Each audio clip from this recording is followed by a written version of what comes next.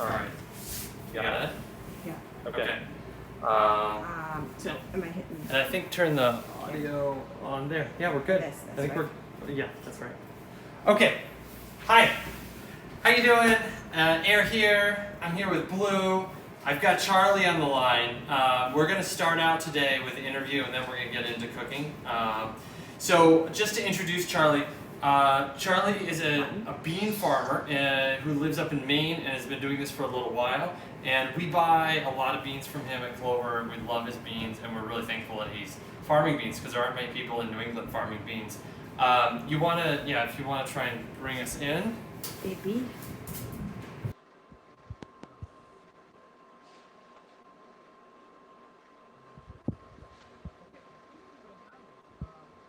Can you hear me all right?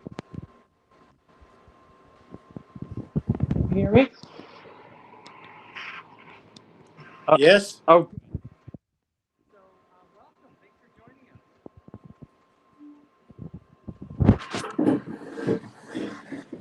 us. Seems like there might be a lag on the audio. Okay. Are you able to hear me? Yeah. Okay.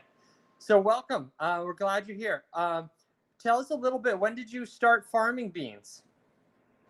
I started growing beans 35 years ago. I've done it ever since. So how did you get started? What got you into beans? It's a long story, but two friends of mine years ago moved to central Maine, and their neighbor was a dry bean farmer. There's still a few people growing dry beans in Maine even now.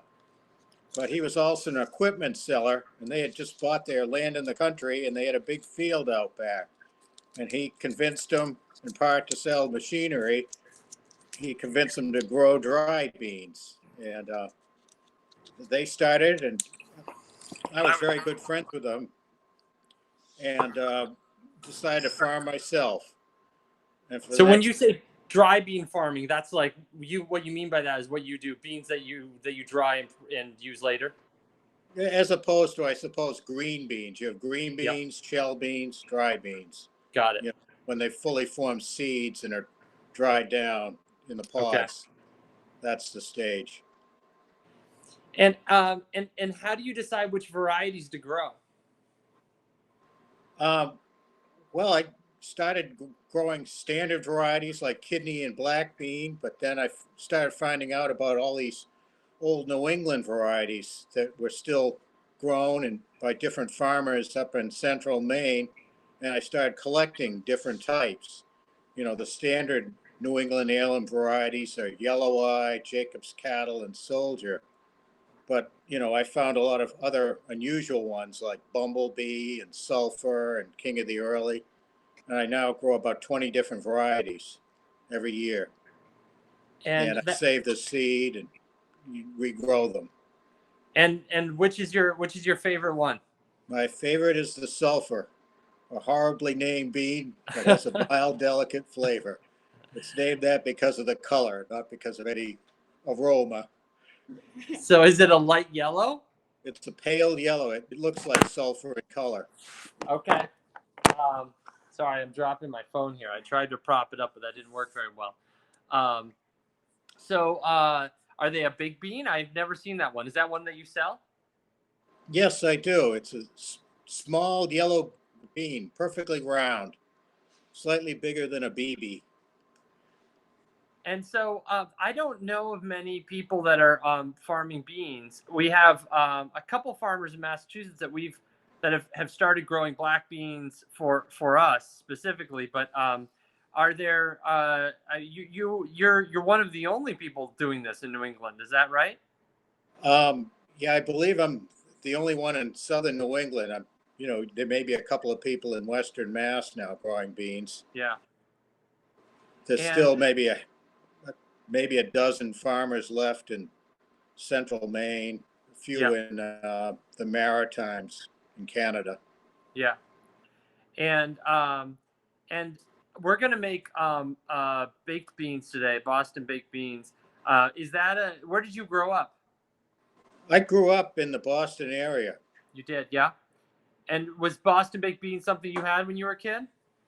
I did at times, yes, on Saturday nights with a little brown bread. Yeah. Well, that's fun. That's what we'll be making. As I was trying to read a little bit about the history of it, and I guess early on, it was the things I was reading was saying that the Puritans didn't want to do any work on Sundays, so they would set up the beans on Saturday night for a meal for Sunday. But it seems like that must have shifted at some point because my dad grew up eating them on Saturday nights as well. I think that's been a tradition in Boston for a while. What other kinds of things do you like making with your beans? What's your favorite home bean recipe?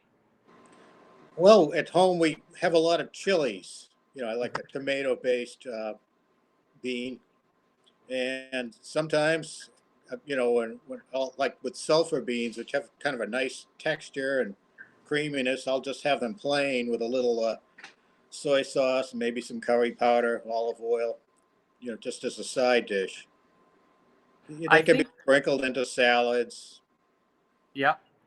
I think most people will be really shocked if they pick up some of your beans, how much flavor they have. I don't think people are used to how flavorful beans can be. And the different varieties really do, the texture is different, they cook differently, and they taste different too. Yeah, certainly. I mean, like, I consider like a kidney bean to be kind of dry and mealy compared to some of the heirloom types. Yeah. I mean, it's not bad, but it's just different. Yeah. And we have a couple of your beans I'm going to show people in a few minutes.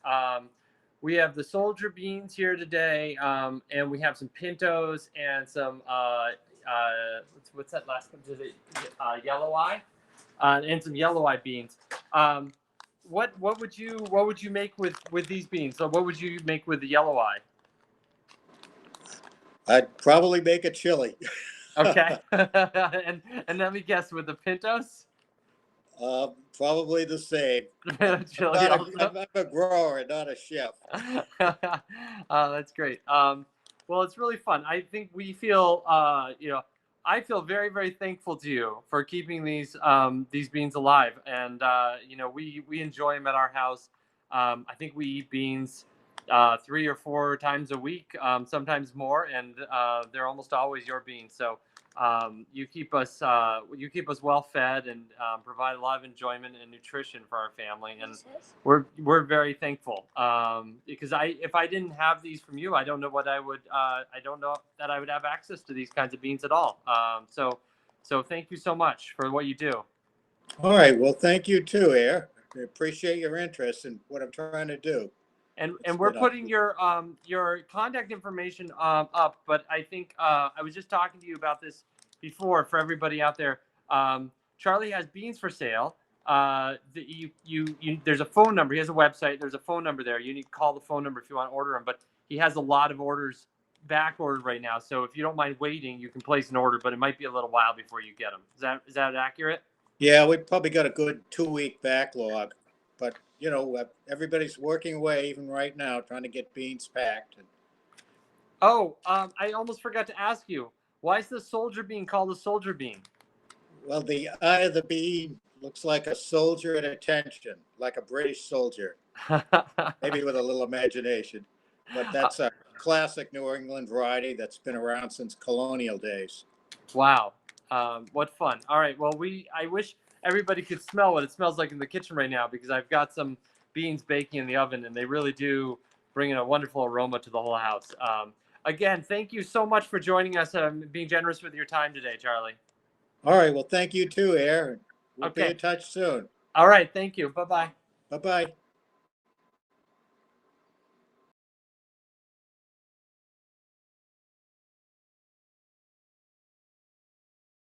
So I think, is a little sound bar going? Yeah. Yeah? All right. So we're here. We're back. You know what? Yeah. Take Charlie out. You got it? So just touch that. Oh, there you go. Okay. All right. We're back. So that was Charlie on the phone. I love the beans he makes. They're really, really pretty. One thing is, I don't know how well it's coming through. I hope you guys are getting to see some of the colors and textures. These beans are just little worlds. in and of themselves. These are the Pinto Beans, and you can see there's these they have a little variation between them, and then there are these swirls of a darker brown, and there's even a little depth to the color, and they're just really, really pretty. Those not these magic counters? Yeah. Sometimes we use beans as counters when we play games. They work really well for that, and they're really pretty to look at as you're playing the game. These are the yellow eyes. Let's take a quick peek at these as well.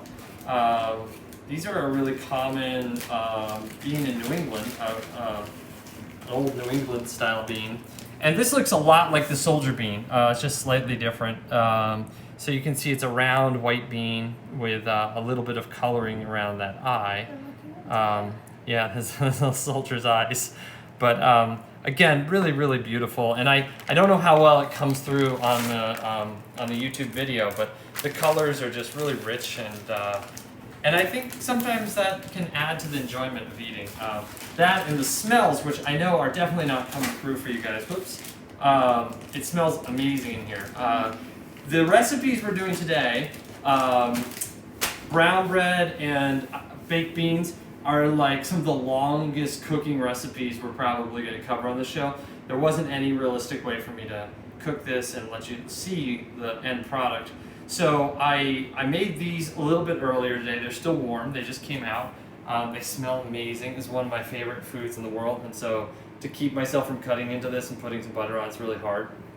But we'll talk a little bit about how to make brown bread. We'll cut one of those open a little later so you can see what that looks like.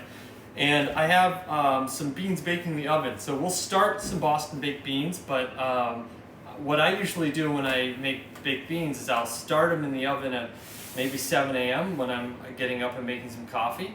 And that will bake the entire day, and then we'll have it at the end of the day. So I did that today, but we're not yet at the end of the day. So it means we're going to see them sort of a little more than 3/4 of the way through. What I'll probably do is film a little bit at 6 or 7 p.m. when we were going to pull them out of the oven, and I'll show you what they look like at that point in time. That really long bake develops all the flavor and the texture that's so beautiful about the beans. So that's what we're going to be up to today. These are recipes, a lot of the recipes we've been doing this week, and I think some of the recipes we're going to do in future are recipes that don't take a lot of active time. So we're trying to show things that don't take much time at all to get it going or make it. And you'll see these things we're doing today are pretty simple and pretty quick. We're also trying to do things that are really hard to screw up. So when you try this at home for the first time, you're going to have something really delicious. And we're trying to work with staple ingredients that you might have at home. Things like flour and beans that are inexpensive, they're easy to get your hands on, and they last a long time, because I think we're going to be stuck at home for at least a few more weeks now. But a lot of these recipes, the but here is a lot of these recipes take a long time to cook. And we'll do some breads later, which are going to take even a couple days. But it's not a lot of active time. So with these beans, it may have taken about 15 minutes to set them up in the oven, and then we'll be able to take them out at the end of the day. The amount of time it took to make those beans is really, really short. It's like 15 minutes or maybe even less. But you need to be around all day for them to cook, which is perfect for when we're locked up in our houses, right? Okay, let's start out with the recipe. I'm sorry, I was having connection things with Charlie, so I didn't get this written up beforehand, but let's just write this up on the board. Boston baked beans, and maybe we'll do brown bread here.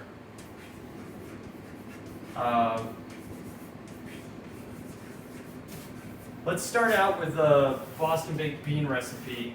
So what we're going to do for this is we're going to have 1 pound of beans, and a really common bean to use it for this is a navy bean, and those are, you can get those at just about any grocery.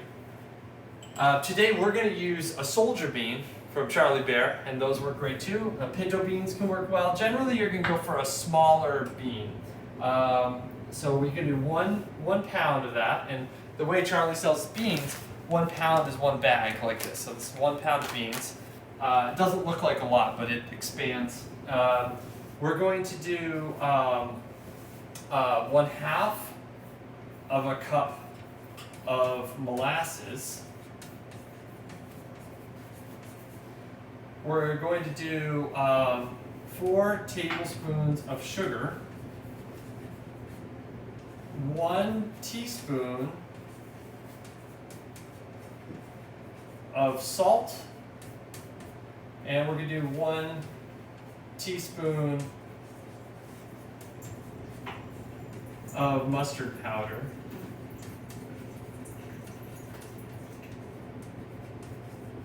Okay, so just going through these, the beans are really straightforward. You all know what those are. Molasses, this is blackstrap molasses. Any molasses you have or you can get your hands on will work fine for this. This is a bit of the history of this style of beans. Boston was swimming in molasses. It was part of the trade that Boston had with England and with the Caribbean. So it was part of it goes back to the days of the slave trades. And they had a lot of molasses here in Boston. So there's a great molasses flood. This is a crazy historic thing.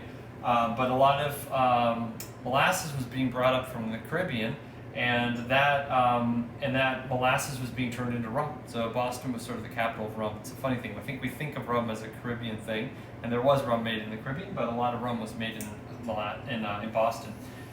So there's a lot of molasses, and so that's a sweetener that's used. Sugar, we're going to put a little bit of sugar in addition to that.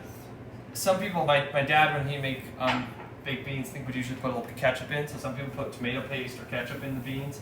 You can do that. This is a version that doesn't have those things. If you're putting some ketchup in, I would not put the sugar in.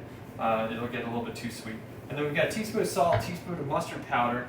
Mustard powder is sort of a funny thing that I don't know if everybody has in their pantry right now. So if you don't have mustard powder, you can skip it. You could also just use some mustard. That could work fine here as well. The last thing I'll say about the ingredients, the traditional Boston baked beans have pork in them. We're not vegetarian, and so obviously we're omitting that here. Sometimes to bring that fat back in, people will add a hunk of butter in there or something else. I'm making these more lean. We're not adding that in, but you could if you wanted to. I think that they cook up amazingly this way, and I like to put a lot of butter on my brown bread, so I save the brown bread for the butter. So this is the recipe we're making for the baked beans. Let's get that started, Blue. So what we're going to do, we have some beans soaking right here. I'm just going to wash my hands. I have a little chalk on them.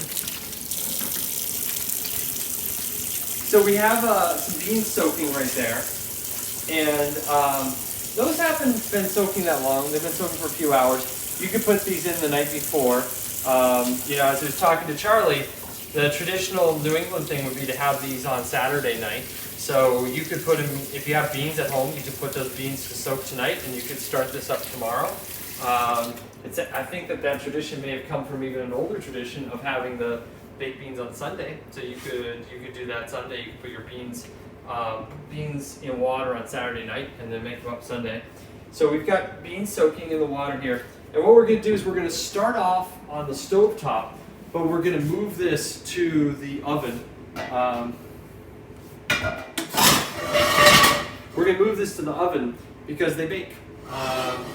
And then the funny thing is we're going to make the bread on top of the stovetop. So this is sort of a funny recipe that way. All right, so I'm turning on the heat. Yeah. Why are the beans wrinkled? A little wrinkle? Well, that's a really good question. They have only been soaking for a couple hours, and so if we let them keep going like overnight, they'll get all the way plump. Right now, they just haven't soaked all the water in yet. So the skin has expanded more than the inside. So there's more skin than there is inside of the bean. But that will go away. Also, as we cook them, that will go away. It's fine. There are different opinions about cooking beans. You'll read people that say they never soak beans before cooking, and people that say they always soak them. I think I usually soak them, but I sometimes make them without soaking them. It just cuts down the cooking time. It makes it. I think the most important thing, more important than soaking, is like that you boil them hard for only about 10 or 15 minutes at the start of the cooking, and then you take them off a hard boil. So that really helps hydrate the bean, and it does it at a time where the bean's not very fragile.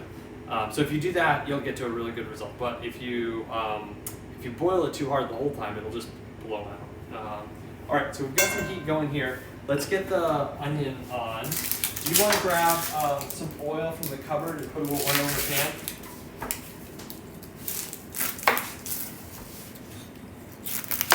So we're gonna cut the onion open. If you've been watching the show, you saw me do this yesterday, I think. A lot of recipes start with onions. Yeah, that's great. So just put like a bit on the bottom there, like enough to cover the bottom. And how's that going, Blair?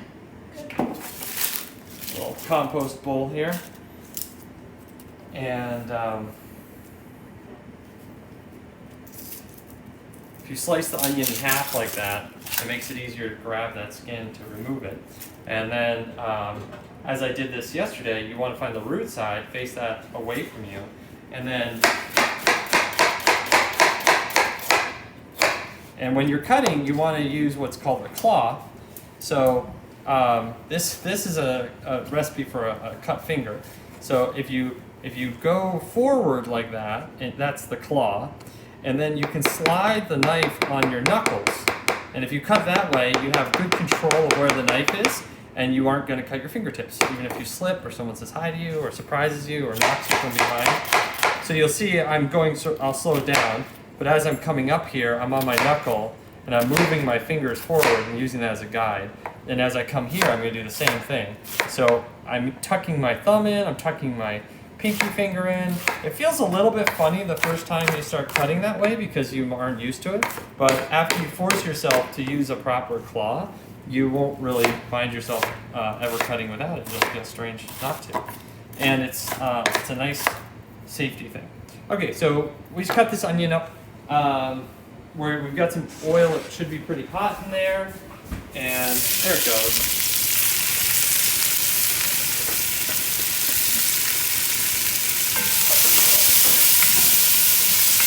We're not going to cook these too much, just a little bit. They're mostly going to cook when they're baking. So we're just getting that started a little bit here. Okay. And that looks awesome, Blue. Now these beans, I'm just going to pour off some of the water here. They've been soaking in that water. And I'm just going to pour that away. And we'll just give them some fresh water.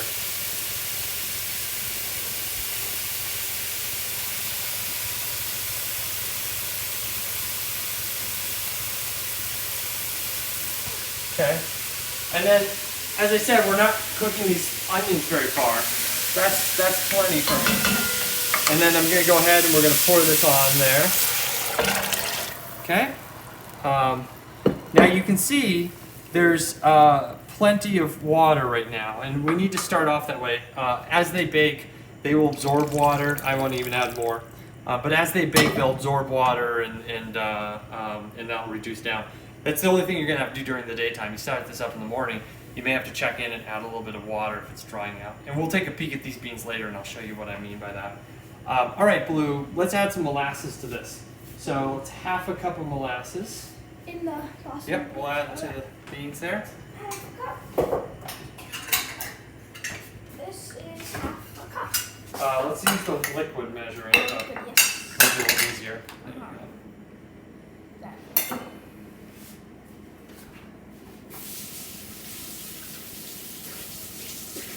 Papa? Yeah.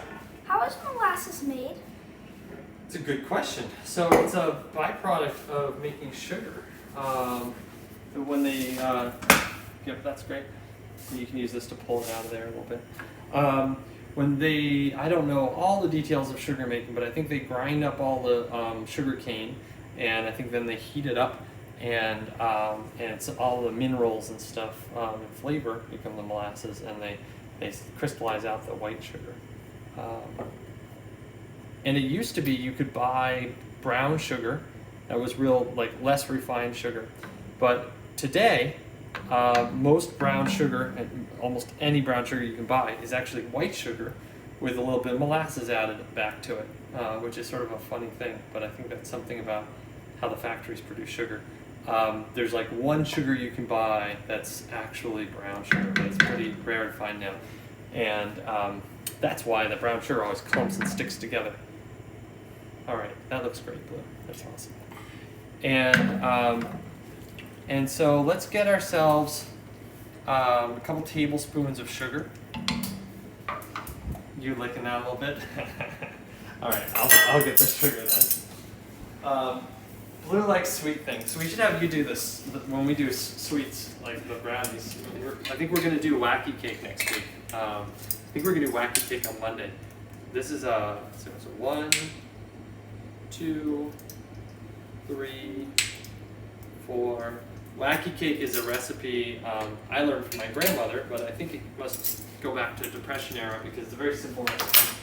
And it became for a long time at Clover, we'd make cupcakes when it was somebody's birthday, and the Wacky Cake became the foundational recipe for the cupcakes. And then, and it happens to be vegan, and it's now become the foundational recipe for our whoopie pies. So if you like eating whoopie pies at Clover, you've had sort of a version of that cake batter. But it's a one-pan thing, so my grandma always liked making it because it wouldn't dirty any pans. So it's a lot of fun, and it's a fun one for kids to make. So I think we'll make that on Monday. All right, so that looks really good. Now we need to add some salt, and we need to add some mustard powder. So Blue, you wanna add a teaspoon of salt there?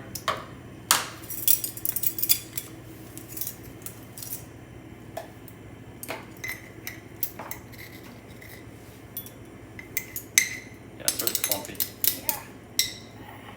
I know, this is our last salt. We're gonna have to figure that out.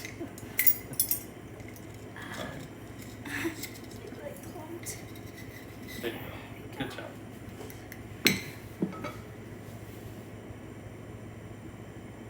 There's just like a big clump in there. That's fine.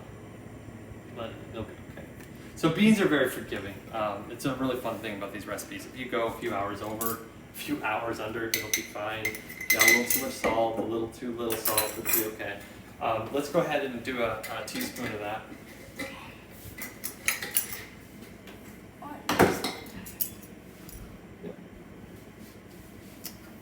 Hey, Papa? Yeah?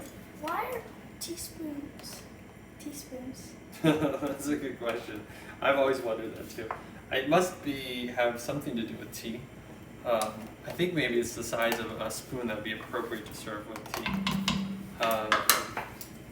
All right, so these are getting hot. Basically, what we want to do here is just bring this up to a boil, and then we're going to put it to bake after that. You could have heated the water beforehand and had that all ready to go, but as it is, we're just waiting for this to come up. So let's put a lid on this while this comes to a boil, and let's go ahead and check in on the one in the oven and see what that looks like. That sound good? And then maybe we can peek at it toward the end of the show too, so you can see it twice. All right, so I'm getting down on my knees because this is heavy. I need to make sure I can lift it up right. All right. So let's take a peek at this. So these are the baked beans I put on this morning at 7 a.m. So it smells incredible when I open that. And you can see they're starting to get, a lot of that water is now gone. See this? And what we're smelling is a lot of the sugar is starting to caramelize. And this is part of what happens as you bake these all day long. And it smells incredible, and it's going to develop this really rich and deep layered flavors. It's just awesome. Let's see. Here, Blue, would you do me a favor, fill it up with water? Sure. So we're going to add a little more water to this because I still have a couple hours of cooking left to do, and I don't want it to get too dried out. So you can see this. But this looks really beautiful. The color, these beans, let's see, just to give you the side by side. So these beans started out looking more like those beans.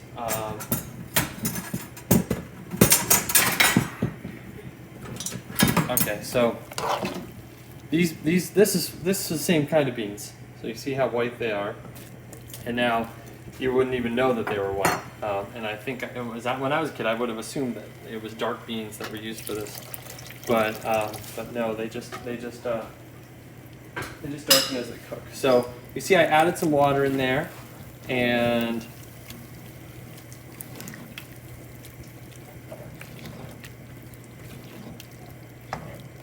these are going into probably their last 2 hours of cooking. I'm going to add a little bit more, but not a lot. That's probably about right. And that's really the only babysitting they need, is occasionally you're just going to want to check in on them. So you can see I've got like a little bit of extra water here. That's probably good. That'll probably get me about to the end. And then when they come out in the end, they'll look a little more dry, more like they did when we just took them out just now. But they'll just be a little further cooked. So I think this is a kind of recipe that is, like I said, I think it's full of amazing flavors and smells and food experiences. It's not something you can generally get at a restaurant. So it's a wonderful thing to take the opportunity to make when you're stuck at home, as I think a lot of us are for the next few weeks. And it's super nutritious. It costs very, very little. It's going to make a really nice meal. And now let's make up some brown bread that can go with that. So the first thing we're going to do for the brown bread, I mentioned before, we're going to steam this. Actually, let's go through some of the equipment. So this is my brown bread tin. I actually bought this coffee just for the tin. I had 3 of these at one point, and now I'm down to 1. I don't know where the others went.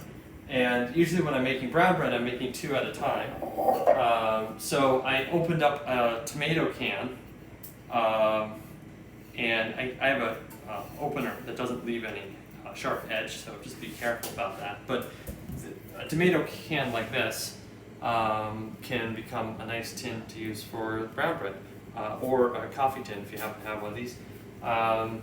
This is the way my dad made it when I was a kid. I don't know where it came from, but it's the way I know. It might be that you could. It might be that you can make the brown bread other ways. I think there's like different ways to make puddings, and it's a similar kind of thing. But this is the method we're going to use today. And so if you have some tins, you're going to want that. Now the next thing you're going to want to do is you need this to steam. So I'll show you.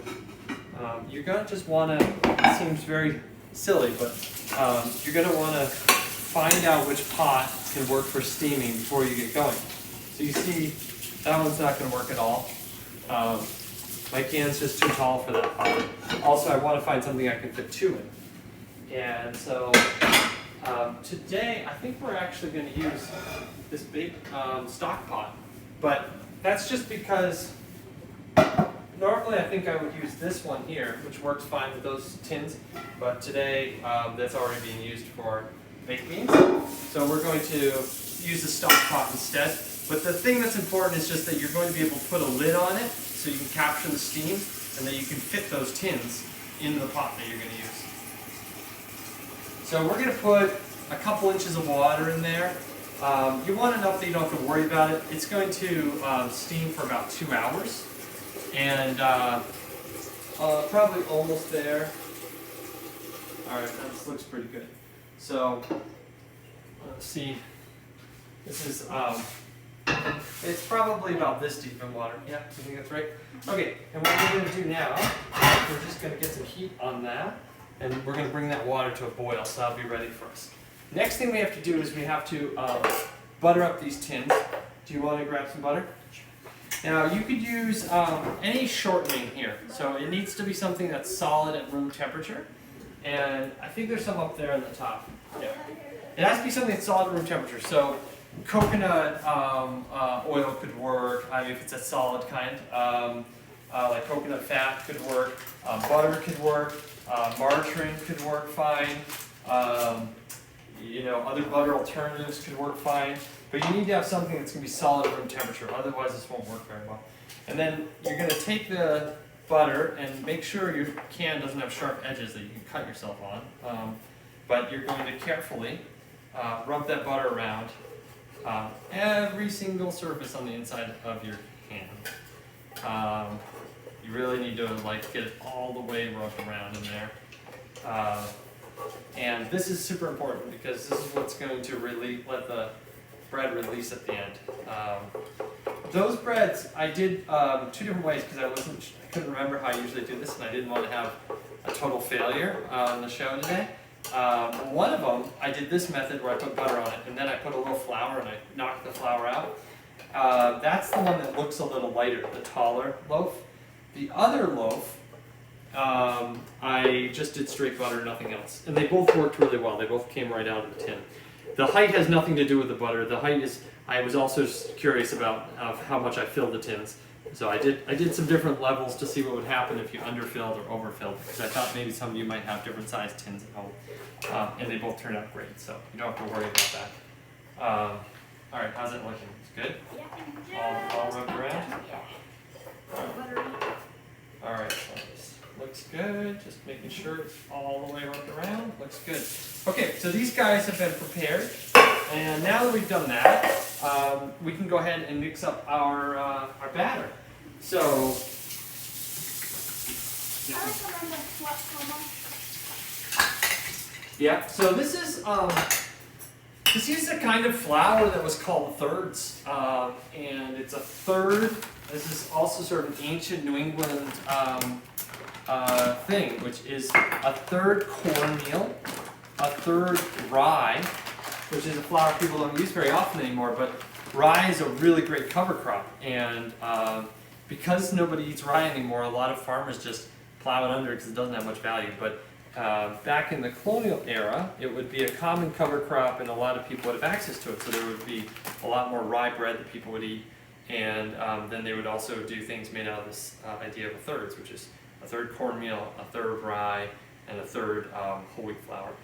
Go ahead and put that in there. And so the rye, what we have here, I don't think we've gone through this yet. So this is like a little silo I have to help feed my bread, my flour mill right here. This is rye seed. This is hard red winter wheat. So this is a harder wheat that's appropriate for making breads and things like that. It has more gluten content. And this is a softer white wheat. And you can see this one, it looks a little lighter, but if you bit on it, it would be softer. It's more like a pastry flour. It's great for flaky things.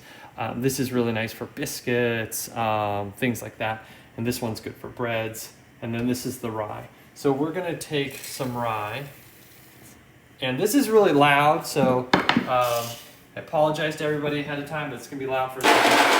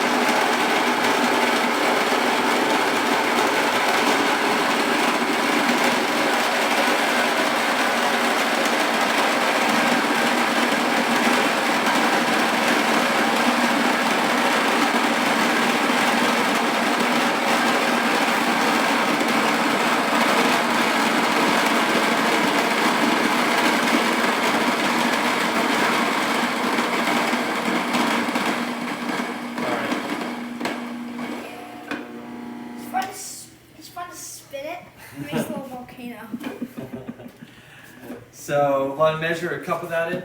Now, if you don't have a grinder at home, that's fine to use rye flour that's already ground for you. And there are some people, we'll provide some links. There are people in New England right now that are growing rye and milling it, so you can buy some really beautiful rye flour. So that's one option. You can also find rye flour at most groceries, so that's another option. If you can't get your hands on rye or you don't want to go out, just double up on the whole wheat flour. That works fine. Now we're about to grind that here too, but obviously you can just use a bag of whole wheat flour that you can find anywhere. This is a neat thing. I'll show you. See these little black ones in there? So these are the wheat berries here, and these little black things are just other seeds that were in the field, and they don't hurt anything, and there are not enough of them to really change the flavor. But they just were harvested along with the wheat. I always think it's sort of fun to see that and remember that these were growing in a field with lots of life. You got a little bit of rye. We're just, the recipe is 1 cup, but we're going to add that little bit in there, and it's going to be fine because it's not that sensitive.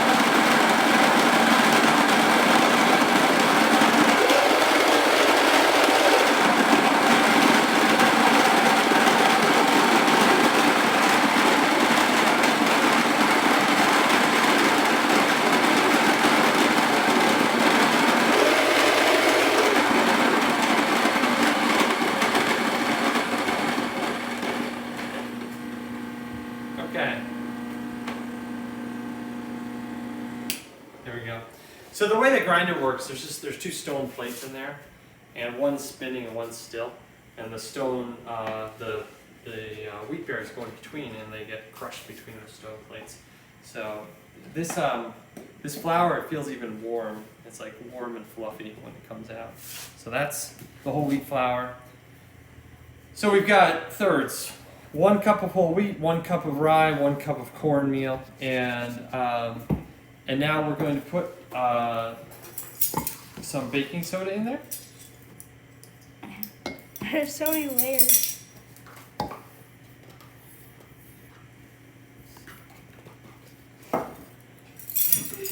I'll put the baking soda. You want to do this? Sure. Okay.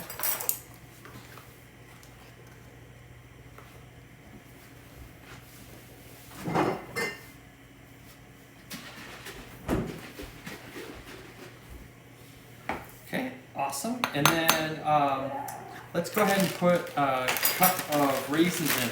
So you can skip this step if you want, if you don't like raisins in stuff. I think they're delicious. When I had them as a kid, there was always raisins in the brown bread. And we're just going to stir that around a little bit so the baking soda is distributed before we add any liquids. Yeah, just put them all in. So it's a cup of raisins. Awesome. Well, ours is a cup and a little bit. Those extra raisins will hang out with that extra rye. And then we're going to put some buttermilk in. So if you didn't, we're going to do 2 cups of buttermilk. If you didn't have buttermilk, you can use regular milk and just add a little bit of vinegar. So maybe 2 cups of regular milk and add a teaspoon of cider vinegar or some other vinegar. The acidity in the buttermilk is going to react with the baking soda to cause it to rise. So if you don't have buttermilk, you do need to add some acid in there in place. I want to go ahead and put that in. Okay.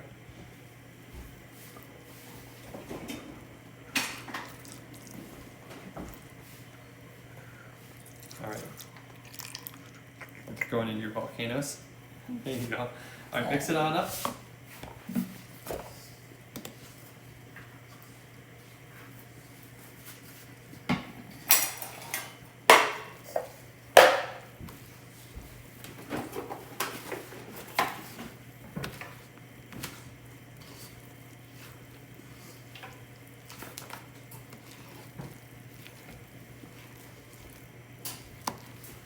See where the twine went?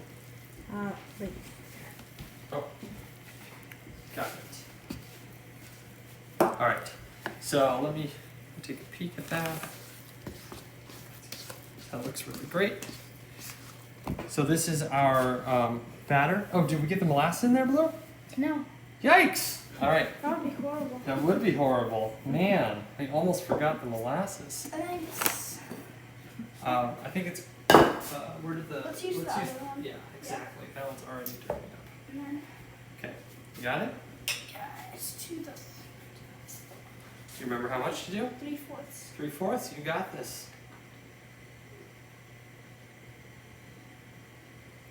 Yeah, that would have been horrible, huh, Blue? I confuse everybody.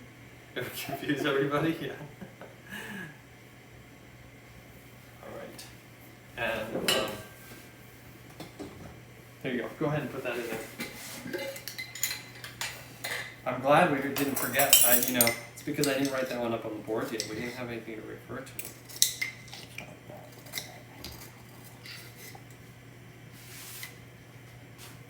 Salt. You want something to scoop it out? Yeah. You can use this spoon. I think it'll fit in there. It's all going in the same place. There we go. Oh, because you wanted to lick it? Alright, so there we go.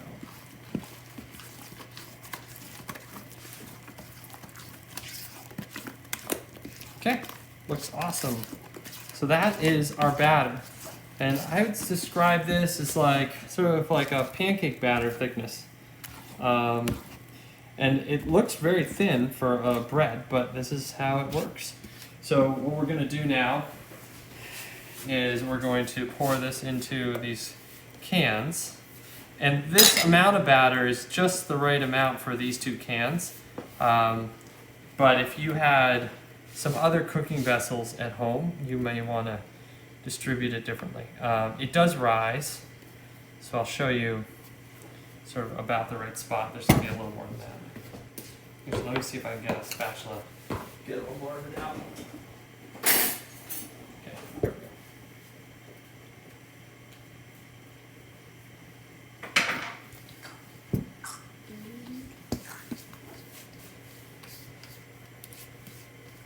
So there we go.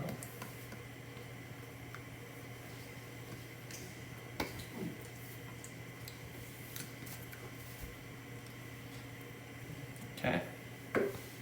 All right.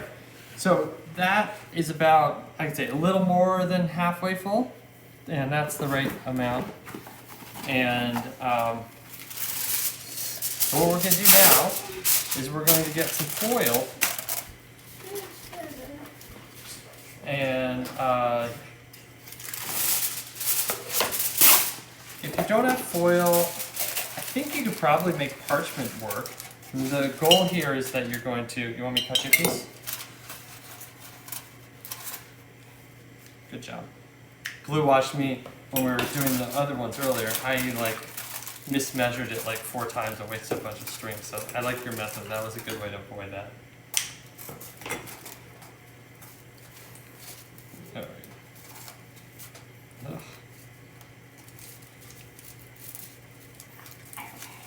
So we're just putting the string on to hold that foil in place while it's cooking.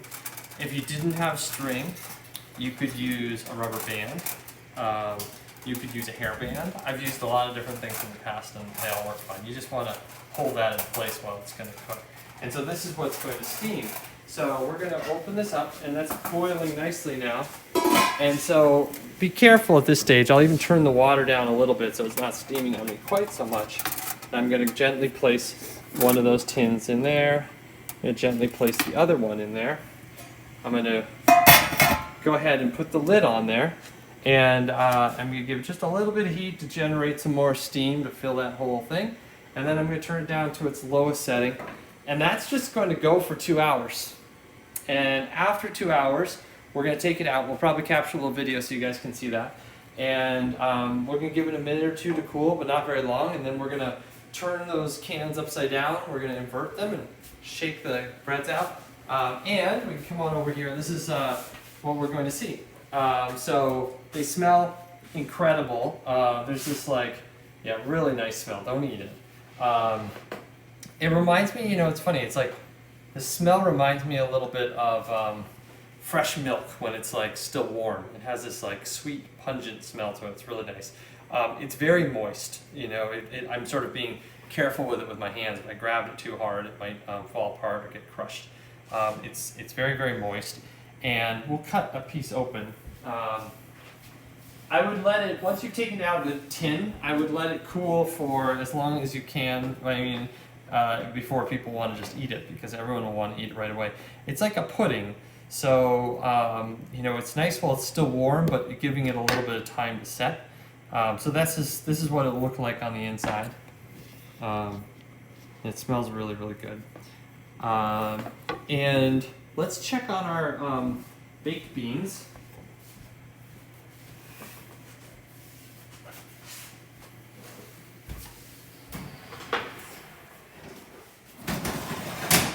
Oops. All right, so there they are. And let's see if I can get some more light on those. So you see them bubbling away there? That looks awesome. It's just what I want. They're this dark liquid and this incredible flavor.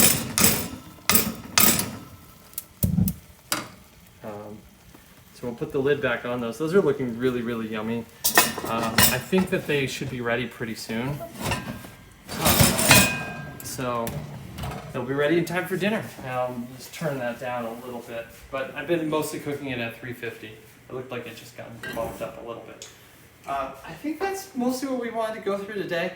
I'm going to take a moment though before we sign off to write up that brown bread recipe so you guys can have that. And then we're also going to answer some questions. There's a problem when I say, does anybody have questions? There's this like time lag. So we are getting people's questions just a little bit after the fact. So I'm going to take a minute or two to answer some questions from yesterday, and people that have new questions, go ahead and queue them up. So for the brown bread, we did 1 cup of cornmeal. We used a yellow cornmeal, but you can use anything. We did 1 cup of rye flour. Oops, need L there. We did 1 cup of whole wheat flour. And if you don't have rye, you can just substitute double the whole wheat. That would work fine. We did 3/4 of a cup of molasses, right, Blue? Mm-hmm. And we did 2 cups of buttermilk.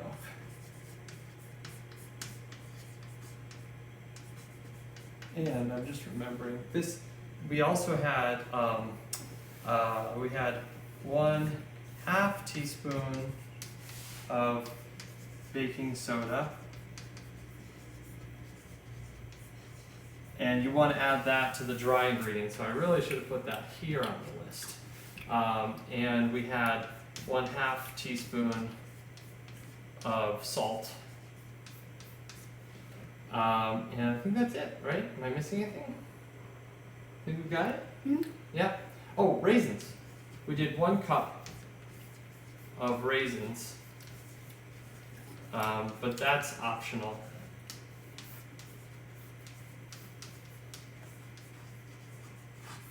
All right, and there is the brown bread recipe. We'll post all these recipes so you guys can refer to them later. And now I'm going to take a second or two to answer a few questions people had, which are awesome. Keep the questions coming. I think it's great to look at those. Let's see.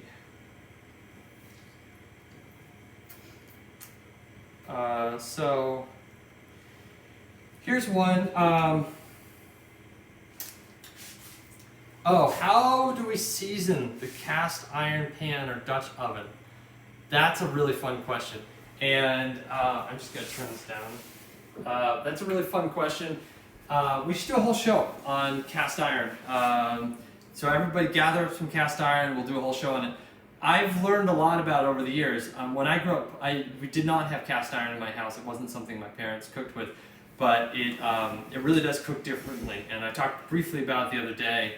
Iron has a lot of radiative heating. It has a lot of infrared radiation that heats and cooks the food, in addition to the thermal transfer, which is very different than other cooking devices. So if it seems like things cook differently in cast iron to you, it probably is true. There's actually physics behind that, which is really cool. The other amazing thing about cast iron is that it's virtually indestructible.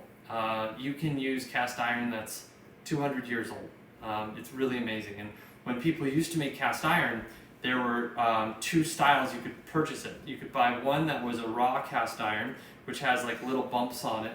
I'll show you an example of that. So when this came out of the casting, you can sort of see the marks on it from the casting, and the pan right here has a little bit of roughness to it.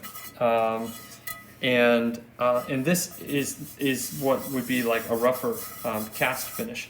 Now that's different than there are other cast iron pans that would have more of like a mirror finish. Oh, here's another one. This is good.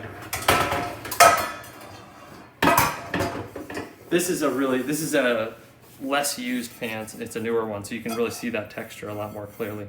And so what you do when you're using cast iron is you should be encouraged to use metal utensils on it. So usually with non-stick you want to use like plastic or wooden utensils, but on cast iron using metal utensils helps smooth that surface down.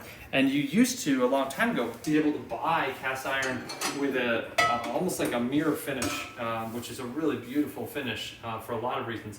And it's just not made that way anymore. In fact, this company, Lodge Logic, is the only one I know of in the US that's making cast iron. You're wondering about that? And that's forged iron. That's a little different, but also iron. So cast iron's a really cool thing. Last little thing I'll say about cast iron is you can buy a really old cast iron pan, and if you make it hot enough, it will burn off everything on it, and you can restart it, which is awesome. What? Seasoning, yes. So the question, Brooke said seasoning, because the question's about seasoning. But what I was going to say, if you heat it up hot enough, you can burn off everything that's on it, and then you can re-season it, and you're starting brand new. And we'll have to go through the seasoning process. It's not that complicated, but I think it'd be a fun thing to do on another show. So we will get to seasoning. Would love to learn how you sharpen your knives. It looked like the knife was very sharp cutting through the onion, but it's hard to get professional sharpening. Yeah, sharpening's great. Everybody can do it at home. It's another one of these things that, like, just be careful not to cut yourself, but otherwise your knives can generally recover from anything you do to them, and you can just practice on them over and over until you get good at it. We'll do another show on sharpening knives. I like that idea a lot. Somebody else asking about cornbread. Yes, let's do cornbread. I love cornbread. It's absolutely delicious, and I'm looking forward to making that. There's another one. Oh, asking about popovers the other day. And I said that it's really hard to make them with a non-dairy milk. And they said they tried, but they wouldn't rise as much. And they're okay with eggs, but they'd really like to do them without dairy milk. That's a great question. I've played around with it. It's really tough. Best things I can tell you, you're probably going to want like a higher fat milk substitute. So I haven't tried this yet with the new Oatly products. It may work a little bit better with those. So that's something to try out. You may try them with a little more moisture, and you may try them with like more of like a bread flour. More gluten in the flour may capture things. Those are the best ideas I can think of. Did you snitch a little bit? What? What's me, Bible? Someone totally snitched the top of that. All right, well, we're all going to snitch it pretty soon. Those are great questions for today. Thank you, everybody, for joining us. I'm going to try and keep these to an hour.